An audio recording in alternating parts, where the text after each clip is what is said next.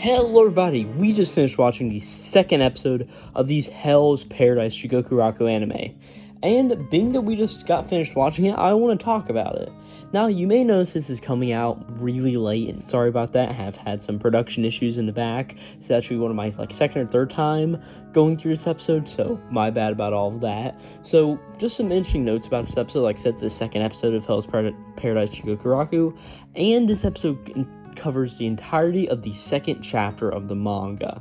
So we aren't quite into okay, so we're covering 4 or 5 chapters yet. No, this is just chapter 2. Also, something to note, I don't know if we mentioned it last time, but Hell's Paradise Jigokuraku will just be one singular core. So 12 episodes, maybe 13, but probably just 12, and then we're done for a little while, right? This episode's title is Sorting and Selection, and that goes into what's happening today. All of the criminals have been joined together, and they are all being sorted through and selected based on their talents.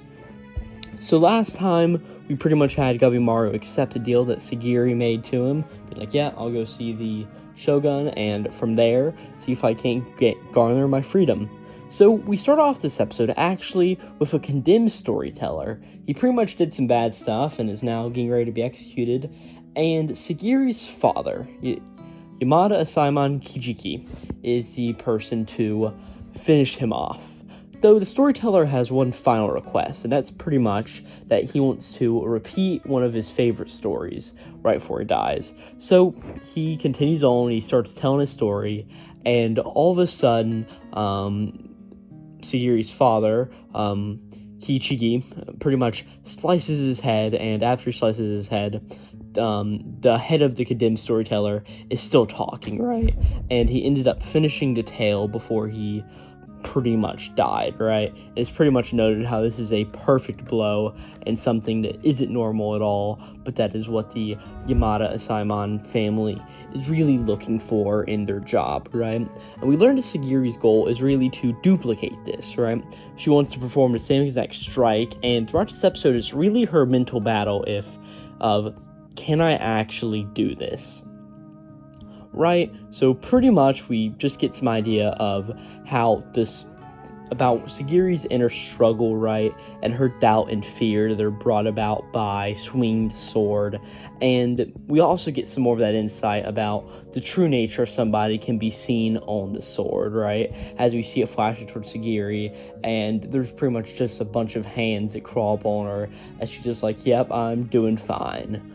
Right? So pretty much at this point, she's like, all right, I have this goal, as we cut over to Gabimaru, who's just sitting here as we get ready to see the Shogun talk about all of this that's going on, right? At this point, we get the opening for the episode, and it is work by Millennium Parade and Ringo Shina. So this opening really has a lot of beautiful animation, but every time I watch it, I just feel like there's always something missing from it, and I don't know if it's because of the music or just what, but it is a very interesting opening, right? We open up this episode after the opening, of course, with the Shogun and all of these condemned criminals being on a beach, right? We see that pretty much there's this on the beach, it's constructed, there's like this sort of square with a bunch of curtain walls hung up around it.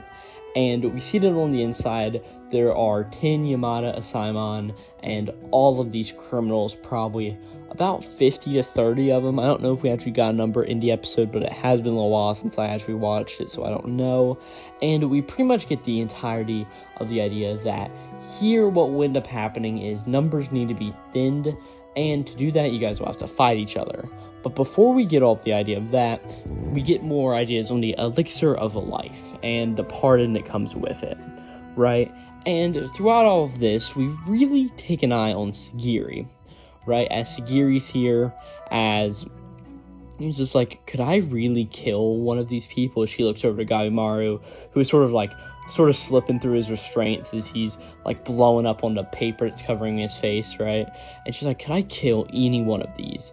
As there's a lady behind Gabimaru in our convict, and she's like, oh, are you the Gabimaru, the Hollow? And Gabimaru's like, what is it to you? And she's like, oh man, you suck if you got captured, right? And later we'll find out this is Yuzuriha, one of the members who will be going on the expedition, but throughout this, what we find out is that Sagiri looks, she's like, can I kill anybody? As she looks at Gabimaru's true nature in the sword, and it is very bad, right? So pretty much at this point, the explanations are being given by the shoguns, and all of a sudden one of these prisoners is like, who gives a crap? Nothing matters at all, right? Who really cares? As one of the lead dudes is like, all right, take all of your blindfolds off then, and they all take them off, and we see one of the people who was in the boat with all the flowers covered on them, right? That death for paradise that we really see, right? A bunch of these people, of the criminals, was like, oh man, that can't exist, doesn't matter, I'm just gonna drop out and go back to prison. But one of the Yamada Simon just comes out and cuts their head off, right? Showing that if you don't go on this mission, you're dead anyway, so try to go on the mission, right? We then get the idea that the Yamada Simon will be monitoring everybody as they go on their way, and sort of the important information that comes with that. At this point, we pretty much just see a bunch of these people just start to fight each other, and the reducing of numbers that comes with it, right?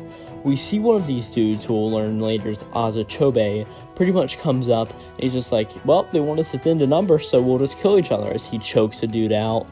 And he's just like, we'll be useless if we don't, so let's do this. And we get the idea that they have to kill with their hands bound. So they have to remain with their hands bound, and a brawl continues as we get the break of the episode. Cool thing to note is that this is not the same exact break screen we saw last time. It's a bit different, which is just something that's sort of cool to see with how all this works, right?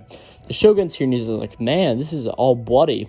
As we learned that some of the criminals here have red seals, which pretty much says they're the biggest, most dangerous, toughest guys around here. And we pretty much get run through.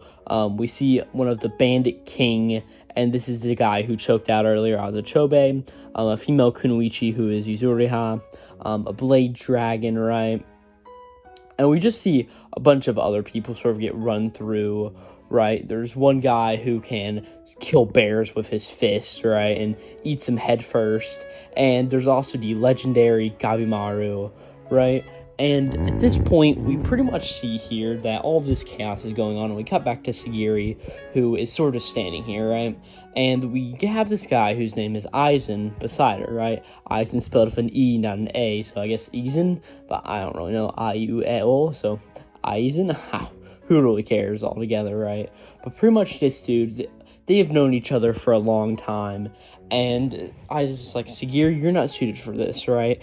And there's a lot of sexist tones here, pretty much with Aizen just saying that Sagiri is not good because she's a lady, pretty much, and because of that, we get a little bit of a flashback with Sagiri, as she would often get stones thrown at her, right? And she was also often called a neck chopper Asa because of what her family did.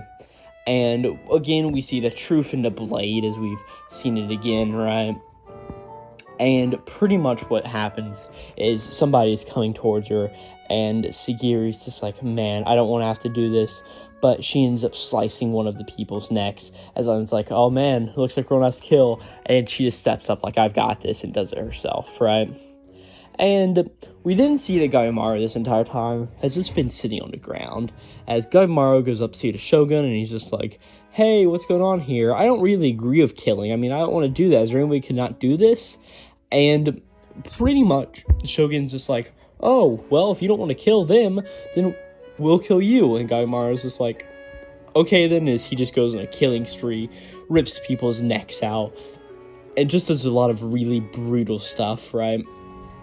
And he really just goes through it, right? And he's just like, man, you didn't want it pretty, right? You just wanted me to kill everybody? And they're like, man, that's disgusting. And he pretty much goes through the idea of the resolve that's required to take a life, right? As he goes through, and he ends up back beside Sagiri, and Sagiri just starts sort of crying, right? And he's just like, well, if they're going to kill me, I'll kill them. And Sagiri's just like, you know what my goal is? If I have to, I will make sure I can take his life. As we see that that's sort of the rivalry between Gabimaru and Sagiri. At this point, we see everybody who will be going on the expedition, and we get to know their names. The Bandit King Azachobe, Tamaya Ginryutasai, who is the Blade Dragon, a guy named Twisted Keirun, a little traveler named Noragai, Hiroburo, Gabimaru, Akaginu, Yuzuriha, More Makita, and Rokuta. And those are all just names of all of the 10 characters that'll be a custom body, Yamada Simon on a ship. And at this point, there is the idea of the danger that will come with it, but they're prisoners, so they know the danger, so there'll be no danger. And that's really the end of the episode. At this point, we get the ending, Kamihitoe by Uryu.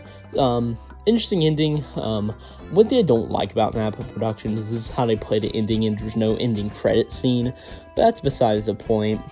Another interesting thing to note about this is Gabimaru's voice actor is actually the same guy who is the lead voice actor for MASH and Mashal, another series I'm covering on the channel, which I'm also a little bit behind on.